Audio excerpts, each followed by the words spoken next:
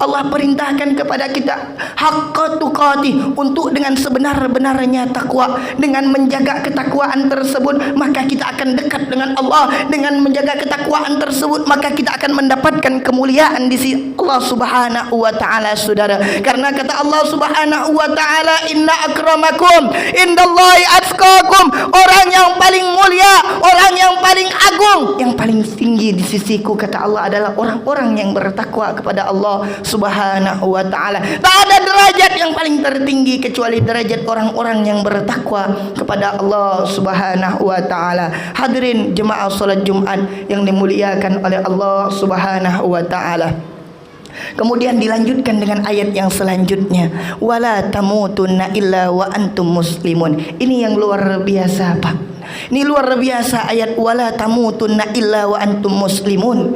Ayatnya pendek, namun kalau kita lihat di dalam tafsir Ibnu Katsir, penjabaran daripada ayat tersebut sangat luar biasa, Pak. Panjang penjabaran daripada ayat ini. Wala tamutunna illa wa antum muslimun. Jangan kita mati, kata Allah. Jangan kalian mati, saudara, kecuali dalam keadaan muslim.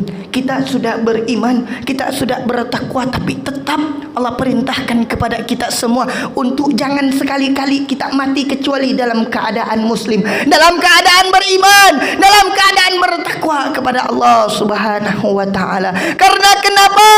Karena kata Rasulullah di dalam hadisnya, innamal a'malu bil khawatim. Amal perbuatan kita itu, saudara, bukan tergantung pada awalnya, bukan tergantung pada kita baru lahirnya, bukan tergantung pada kita tengah naik imannya, tapi tergantung pada ujungnya. Khawatim, tergantung saat kita nanti meninggal dunia dalam keadaan bagaimana. Apakah dalam keadaan husnul khatimah, apakah dalam keadaan su'ul khatimah. Karena banyak sekarang orang yang mungkin dia awalnya rajin ke masjid, awalnya rajin ibadah, awalnya rajin sedekah, dekat dengan Allah Subhanahu wa taala, tapi apa boleh buat, takdir Allah mendahului apa yang dikatakan oleh Allah Subhanahu wa taala. Akhirnya mati dalam keadaan su'ul khatimah, mati dalam keadaan bermaksiat, mati dalam keadaan berjudi, bahkan berzina. Inna lillahi wa inna ilaihi rajiun. Maka daripada itu, pesan daripada ayat ini, kata Allah Subhanahu wa taala, yaitu untuk senantiasa